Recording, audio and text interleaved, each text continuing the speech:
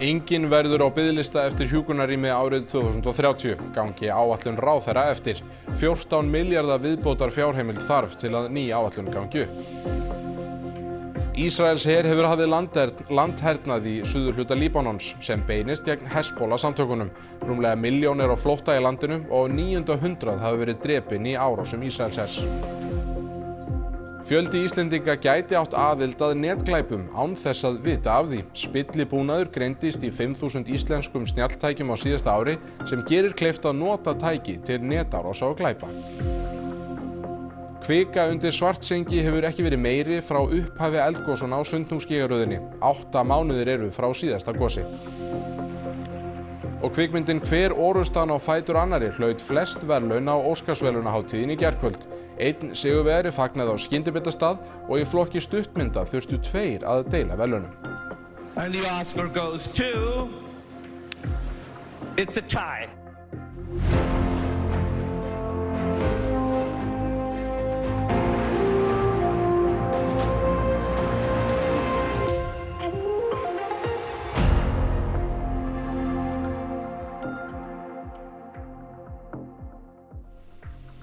Komiði sæl. Inga Sæland, barna- og menntamálaráðherra, vill taka 1500 ný hjúkrunarrými í gagnið fyrir árið 2030 og ætlar þannig að útrýma biðlistum. Hún kynnti nýja áætlun uppbyggingu hjúkrunarrýma í dag. 725 eru á biðlista eftir hjúkrunarrými og listinn lengist því sífellt fjölgar í hópi aldraðra. 200 einstaklingar á þessum lista eru í biðrýmum á heilbrigðisstofnunum. Skortur á hjúkrunarrýmum er ein helsta ástæðan fyrir alvarlegri stöðu Landspítalans. Aldrað fólk sem lokið hefur meðferð liggur áfram á spítalanum því það fær hvergi inni á hjúkrunarheimili.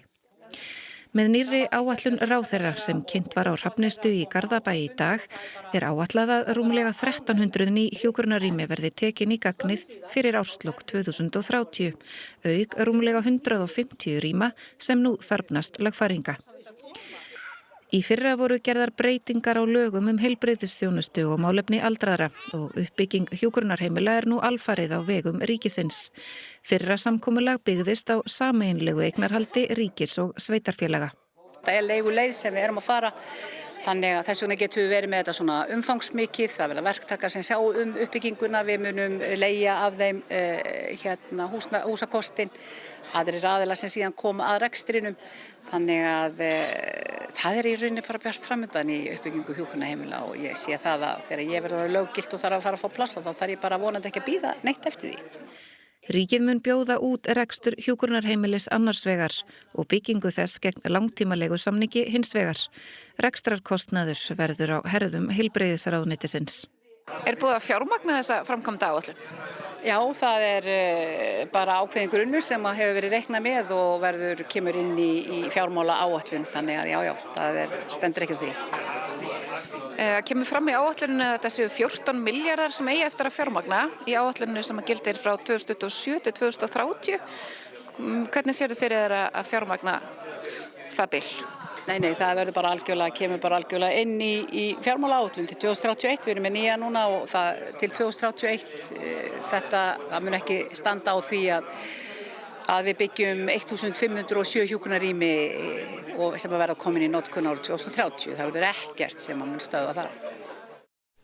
Í árslok 2025 voru rétt rúmlega 3000 hjúkrunarrými á landinu öllu, en samkvæmt nýju áætluninni verða þau tæplega 4500 árið 2031.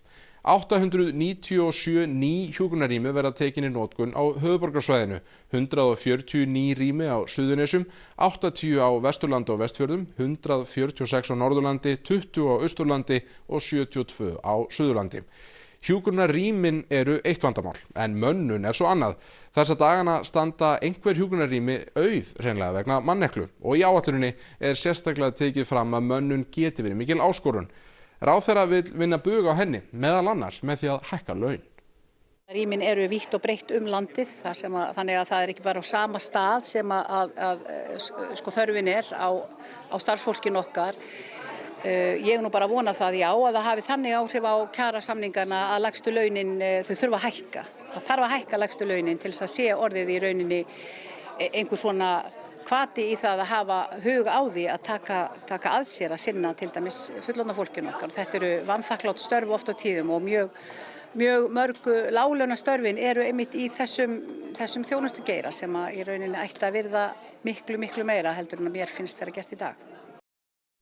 Förum út í heim. Rúmlega 1 milljón hefur lagt á flótta í Líbanon vegna árása Ísraelshers. Íbúar í höfuðborginni Beirút hafa leitað út á götur til að flýja loftárásir sem dunið hafa nánast stanslaust á borginni síðustu 2 vikur. Ísraelsher hefur hafið landhernað í suðurhluta Líbanon. Hernaðaraðgerðin sögð takmörkuð og á að beinast gegn Hezbollah-samtökunum sem eru öflug í suðurhluta landsins. ראש הממשלה בנימין נתניהו ואני הנחינו את צה"ל לפעול ולהרוס את תשתיות הטרור בכפרי המג"ס סמוכי הגבול בלבנון כדי למנוע איומים ואת חזרת החיזבאללה למקום בדיוק כפי שהדבר נעשה מול החמאס בעזה. Ísraelar hafa gert stöðugar loftárásir á Líbanon síðan 2. mars eftir að Hezbollah skutu eldflugum yfir landamærin sem viðbragð við drápi Ísraela og Bandaríkjamanna á Khamenei aðstaklark Írans. Yfirvöld í Líbanon segja yfir 1 milljón hafa lagt á flótta vegna árásana og að 886 hafi verið drepin í þeim, þar af yfir 100 börn.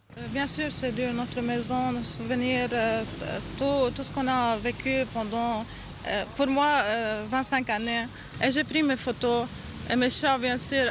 Margir eiga ekki í nein hús að venda og gista í tjöldum og gangstéttum í höfuðborginni Beirút. جوعانين بالعراء مقصرين تجاه المقاومة اللي بالجنوب يعني بصراحة قد ما عملنا ما بنكفيهم لأن هن الحامينا هن اللي واقفين معنا. Í aðstæðum sem þessum leita íbúarnir þangað sem þeir geta fyrir nauðsynjar. I love McDonald's. They make us go to bathrooms, they make us use the internet. We don't have Wi-Fi here. Óskir fólks eru einfaldar. We want the war to finish now. Afturringað heim. 5.000 snjalltæki á Íslandi eru sýkt af spillibúnaði sem gerir óprúttnum kleift að nota tækin við netglæpi. Ódýrar Android spjaldtölvur og streymibox eru meðal viðkvæmra tækja. Vart líður sá dagur að ekki byrjast fréttir af einhvers konar netárásum. Færri vita að þeir gætu átt óbeina aðild að þeim árásum ef tækin þeirra eru sýkt af spilliforritum. Netöryggisveitin Cerdís greindi nýlega ummerki að 5.000 íslensk snjalltæki og tölvur væru sýkt af spilliforritinu Badbox. Forritið tengir tækin saman og gerir hluta af því sem kallað botnet eða yrkjanet á íslensku. Og þetta sem sagt þá net af tækjum sem stýrt af einhverjum árásaraðila sem getur nýtt tækin í frekari árásir. Það getur nýtt til að senda út fjöldapósta eins og þessi vefviðurpósta sem við erum að sjá. Það getur framkvæmt álagsárásir eða nýtt til að reyna að brjótast inn í kerfi. Og við sáum út frá kerfi sem við erum með hér að þá eru yfir 5.000 tæki hér á landi, Android-tæki sem voru smituð og þessi tæki eru sem sagt eiga svona það sameiginlegt að vera mjög ódýrar vörur, oft keypt frá Temu eða AliExpress. Spilliforritið hefur í mörgum tilvikum verið í tækinu þegar það keypt. Í öðrum tilvikum smitast tækið þegar notendur setja það upp í fyrsta sinn eða hlaða niður forritum úr óopinberum forritaverslunum. Sérstaklega bent á ódýr Android sjónvarpsbox sem auglýst eru sem opnuð og eiga að veita ókeypis aðgangað streymisveitum sem annars vegar ætti að greiða fyrir. Greining Cerdís leiti í ljós að oft væru sýktutækin snjalltæki sem margir líti ekki á sem tölvur í hefðbundnum skilningi. Þar má nefna spjaldtölvur, snjallsíma, snjallsjónvörp, skjávarpa og jafnvel afþreyingarkerfi í bílum. Netöryggisérfræðingar segja að nokkur atriði geti gefið vísbendingum hvort tæki sé ótryggt. Ef tæki af óþekktu vörumerki, notar aðrar forritaverslanir en opinbera Android-verslun Google eða krefst þess að slökkt sig á öryggistillingum, ætti að fara mjög varlega. Einnig getur verið ástæða til að skoða hvaða útgáfa af Android í tækinum. Í mörgum tækjum sem greinst hafa stýrikerfið gamalt, hvorki hægt að uppfæra né sækja öryggisuppfærslur. Cerdís segir að afleiðingar fyrir notendur tækina geti verið alvarlegar. Sé nettenging heimilisins notuð í netglæpum geti IP-tala notenda endað á svörtum lista. Önnur tæki á sama neti geti sýkst og sé hætta á að gögnum sé stólið beint af tækinum, viðkvæmum persónuupplýsingum, kortanúmerum og slíku. Gátuð þið séð hvort að það var verið að nota þessi tæki hér til einhverja illra verka og afbrota? Nei, við sjáum það í rauninni ekki. Við sjáum í rauninni bara að þessi tæki eru smituð. Og þegar þið sjáum við að 5.000 tæki eru smituð, getið þið gert eitthvað í því eða eru bara 5.000 tæki smituð? Það er erfitt að berjast við þetta þar sem þessi tæki eru keypt síðan bara dagstaglega og koma jafnóðum inn til landsins smituð. Þannig að í rauninni það sem við getum gert er að vekja athygli á þessu. Umfang netglæpa hefur aukist mjög mikið undanfarin ár. Aukningin var yfir 40% í fyrra og tjónið nemur milljörðum. Í Kastljósi í kvöld verður farið nánar ofan í þetta og það hvernig Íslendingum gengur að verjast þessari ógn. Sakborningar í Reykholtsmálunum neituðu allir sök þegar málið var þingfest í Héraðsdómi Suðurlands í dag. 6 Íslendingar, 5 karlar og 1 kona sem eru tengd fjölskylduböndum eru ákærð fyrir að hafa rauðst inn á heimili manns í Reykholti fyrir 2 árum, bundið hendur hans með strigalímbandi og veist að honum með grófu ofbeldi. Fólkið á að hafa hótað og ógnað honum með hníf og haglabyssu og neytt hann til að millifæra til þeirra háar fjárhæðir. Að því loknu neituðu manninn, sem frá Palestínu, til að fara úr landi. 6 menningarnir sem mættu fyrir dóminn í dag eru ekki í gæsluvarðhaldi. Þannig á Alþingi fyrri umræða tillögu áframhald aðildarviðræðna við Evrópusambandið er á lokametrunum. Fundað verður fram á kvöld og umræðan ætti að klárast í síðasta lagi á morgun. Hart var deilt málið í óundirbúnum fyrirspurnatíma í dag. Formenn Sjálfstæðisflokks og Miðflokks þrýstu á svörum samningsmarkmið og aðlögun að reglum sambandsins á meðan aðildarviðræðum stendur. Hvers vegna biður ríkisstjórnin þing og þjóð opið umboð til viðræðna án þess að leggja fram skýr skilyrði? Eða hyggst forsætisráðherra gera grein fyrir því áður en gengið verður til þjóðaratkvæðagreiðslu nákvæmlega á hvaða grunni ríkisstjórnin ætlar sér að hefja þessa vegferð? Og þannig á að nálgast þetta mál með því að reyna eins og fremst verður komist að fela innihaldið. Veit hæstvirtur forsætisráðherra Íslands það núna að í aðildarviðræðum með Evrópusambandið ber umsóknarríkinu að hefja strax aðlögun? Við erum komin á þann stað að við getum treyst þjóðinni fyrir þessu ferli.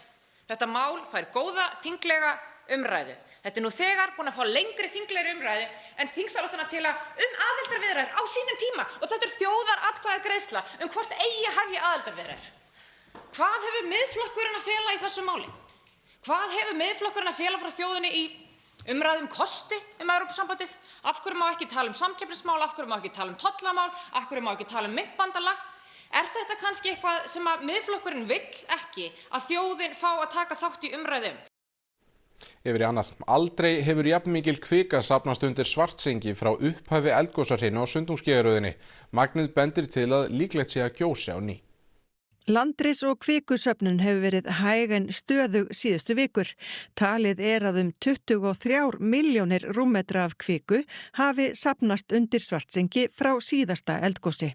Í dag eru 8 mánuðir frá því að síðast gaus hér á Sundhnúksgígaröðinni. Enda þetta lengsta goshlið sem hefur verið frá því að eldsumbrotin hófust og mesta kvikumagnið sem safnast hefur. Hér sjáum við hversu mikil kvika safnaðist undir Svartsengi á milli kvikuhlaups eða eldgosa á tímabilinu 19. nóvember 2023 til 14. mars í ár. Hæsta súlan kvikusöfnunin sem nú stendur yfir. Á sama tíma uppbygging í fullum gangi í bænum. Dæmi það matvöruverslunin sem opnaði í síðustu viku en frá því að Grindavík var rýmd í lok árs 2023 hefur engin slík búð verið í bænum. Það algjör að vöntun á ykkur smá verslun til að grípa í það nauðsynlegasta. Við erum alveg búin að fá að finna fyrir því. Það er mjög þakklátt. Þið hefur ekkert áhyggjur af því að ef allt fer af stað aftur að þurfa að hlaupa hérna frá öllu og skilja vörur eftir til að mikla í kælunum og svoleiðis? Nei, alls ekki. Ekkert svoleiðis, en við erum öllu vön. Þannig að við tökum bara á því ef það þarf. Þó að það sé rólegt í búðinni í dag þá býst hún við blómlegri viðskiptum í sumar. Það var allan vel mikið að ferðamönnum seinst sumar, þannig að ég býst bara við það sama, eða vonað allan. Þetta kort sýnir hvar vísindamenn telja líklegt að gosið komi upp á Sundhnúksgígaröðinni fari að gjósa. Mestar líkur eru austan við Svartsengi, auðkennt með rauðu, en svo minnka líkurnar eftir því sem sunnar eða norðar dregur. Kristín Jónsdóttir, jarðskjálftafræðingur hjá Veðurstofu Íslands. Kvikan hefur aldrei verið meiri og hún hefur aldrei safnast upp á yfir lengra tímabili áður á meðan þessi hreina hefur staðið yfir. Hvað segir þetta okkur? Sko, kvikuinnflæðið hefur verið mjög hægt undanfarið og ef við skoðum súluritið þarna þá sjáum við að þetta er örlítið meira sem hefur safnast nú en safnaðist fyrir gosið sem var 1. apríl í fyrra og við túlkum þetta auðvitað svo að við séum bara mjög nálægt þessum þolmörkum þá og það hreinlega styttist í gos og það sem mér finnst mikilvægt að koma fram er að á meðan að það er kvikuinnstreymi, á meðan við sjáum það að kvika flæðir þarna innandir og það er landris í gangi í Svartsengi, að þá eru líkur á gosi. Þannig að hvað gerist þá ef að kvikan leita síðan upp á yfirborðið? Hvers konar gos erum við að sjá þá? Þýðir meiri kvika endilega stærra gos? Hvernig er það? Meiri kvika gæti þýtt það, já, að það verði stærra gos. Og sko varðandi bara upptakarstað að þá erum við alltaf að tala þennan sama stað og áður, við erum að tala Sundhnúksgígaröðina og við sjáum vel á þessu korti svona hvar við teljum vera mesta líkur á gosopnun en við rauninni erum að spá bara mjög svipuðum atburðum og við höfum séð áður. En hvernig er tímaraminn í þessu? Það er komin svolítið mikil kvika og þú talar að það sé mögulega komið að þolmörkum. Erum við að tala daga, vikur, mánuði? Hvernig líður okkur með það? Já, það er, þú veist, við erum búin að vera að horfa upp á hérna í rauninni þetta að það er komin ansi mikið kvika þarna og höfum verið að spá því, ég bjóst þess vegna við því að þetta geti gerst fyrir jól. En þetta er bara mjög hægt innflæði. Og ég held að við erum komin að þessum þolmörkum núna, þannig að hvort þetta eru dagar eða vikur eða hvort við þurfum að bíða enn í einhverja mánuði sem ég tel nú kannski ólíklegt, en við erum einhvers staðar þarna. Og eins og bendir réttilega á og þá er þetta komið 8 mánuðir frá síðasta gosi og þetta er alltaf lengri og lengri tími núna sem að líður á milli gosa og við erum að sjá náttúrulega líka þetta að það svona er að hægja á þessu innflæði, það er það sem að líkunni er að segja okkur og stemmir ansi vel við þetta.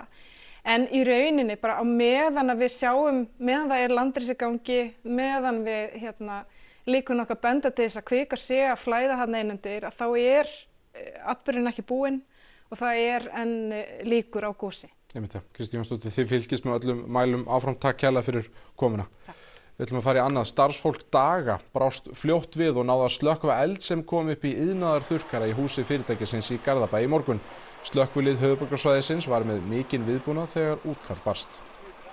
Þau voru nú búin að vel undirbúin hérna á staðnum og voru búin að sprauta þetta úr slökkutækjum og eiginlega búin að klára þarna eld áður við komum. Fólk var hérna allt með hlutina á hreinu, þannig að þetta gekk vel fyrir sig.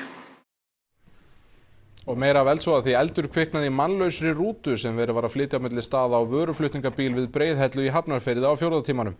Slökkvistarf gekk vel en talsverður eldsmatur var í rútunni. Bílstjóri vöruflutningabílsins brást hratt við þegar hann varð eldsins var. Hann bara gerði vel að losa bílinn frá og koma honum í burtu, þannig að það væri mikið með hann líka í tjóni og bruna. Því að hann væri farin líka ef hann hefði bara hlaupið út og farið. Þannig að hann gerði vel. Þetta er náttúrulega mikið gúmmí og dekkjum og glussa og olíu og annað. Þetta er bara blossar alltaf upp aftur og við erum bara á leitunum að klára þetta. Framkvæmdir við nýja Ölfusárbrú ganga vel og brúin er farin að taka á sig mynd. Staðarstjóri hjá verktakanum segir engar tafir hafa orðið á verkinu og eftirvænting ríki eftir nýrri brú. Brúin er með stærri verkefnum í vegagerð sem ráðist hefur verið í hér á landi og áætlaður kostnaður er 18 milljarðar króna. Við erum hérna á Laugardæla eyju Efri sem liggur í miðri Ölfusá. Hér vinna menn hörðum höndum að því að byggja þessa 330 metra löngu brú en áætluð verklok eru 2028. Veturinn hefur verið mjög góður og okkur mjög hliðhollur og við höfum getað verið á fullu spani hérna í allan vetur og það hefur verið glimrandi gott veður. Í dag eru í kringum 40 manns hérna á hverjum einasta degi, bæði smiðir, járnamenn, jarðvinnuverktakar og þess háttar. Vegagerðin hefur lagt til að stakt veggjald fyrir fólksbíl yfir brúna verði 495 krónur en magnafsláttur fyrir fleiri ferðir. Framkvæmdin farin að taka á sig mynd. Við erum á fulla að gera tilboði fyrir komu stálbita í brúadekkið, koma hérna á verkstað eftir cirka 2 vikur.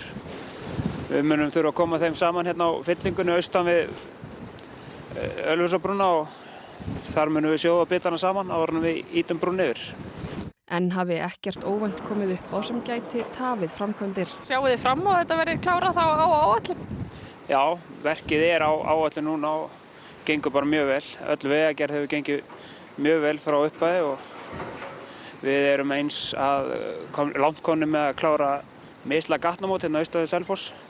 Steypum yfirbygginguna þar eftir það bil 2 vikur. Selfyssingar hafa löngum kvartað undan umferðaröngþveiti við gömlu Ölfusárbrúna á álagstímum. Nýja brúin mun breyta miklu, enda liggur hún austar og færir umferðina fjær þéttbýlinu. Það rosalega góð meðbyr með þessari framkvæmdina í kringum Selfoss og við upplifum það alveg svo sannarlega. Og þá til Hollywood, kvikmyndin Hver orrustan á fætur annarri kom, sá og sigraði á Óskarsverðlaunahátíðinni í gærkvöld og hlaut 6 verðlaun. Syndarar, sem fékk metfjölda tilnefninga, hlaut ferð. And I'm honored to be the last human host of the Academy Award. Yes! Yeah! Next year it's going to be a Waymo and a tux. So check that out. Sean Penn var valinn besti leikari í aukahlutverki fyrir One Battle After Another, hans 3. Óskarsverðlaun, en hann í Úkraínu og veitti verðlaununum ekki viðtöku.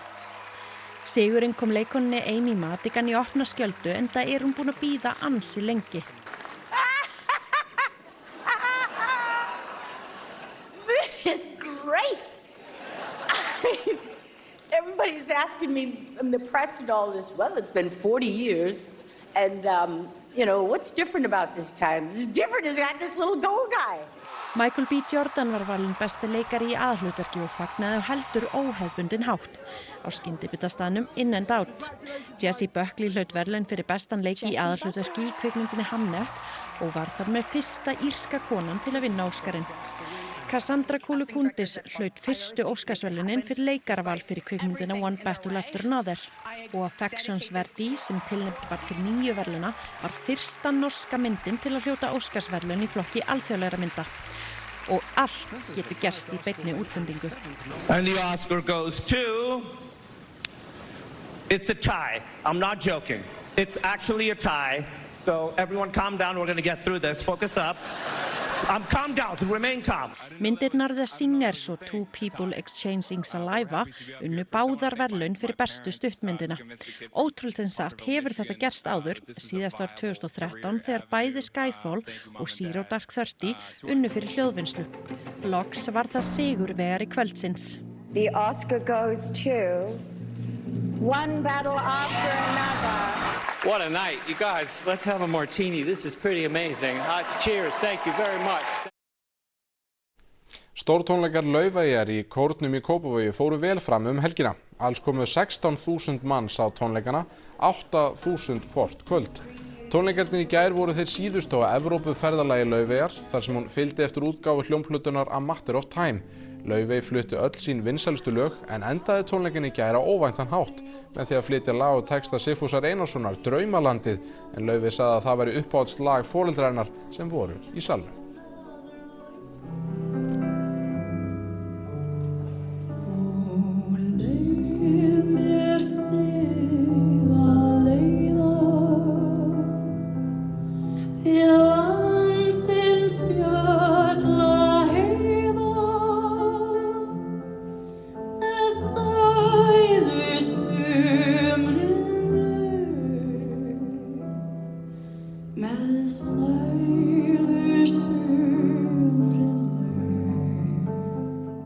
Silfrið á dagskrá, hérna rétt á eftir Valgeir Örn, hvað verður í þætti kvöldsins? Já, í dag eru 2 mánuðir í sveitarstjórnarkosningar og við ætlum að beina sjónum að borgarstjórn Reykjavíkur. Hingað koma 3 oddvitar, þau Hildur Björnsdóttir, Sjálfstæðisflokki, Björg Magnúsdóttir, Viðreisn og Pétur Á. Marteinsson, Samfylkingunni. Síðan ætlum við að ræða við Eyjólf Magnús Kristinsson, forstjóra Norð, uppgang fyrirtækisins og ört stækkandi gagnavera iðnað á Íslandi. Silfrið hérna rétt á eftir. Takk fyrir það, Valgeir, missum mikið af því.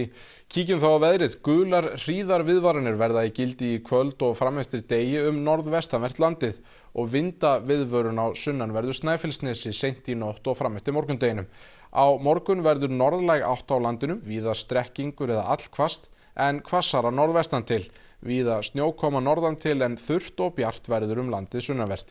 Hiti yfirleitt á bilinu 0 til 5 stig að deginum, nánar það eftir íþróttafréttir.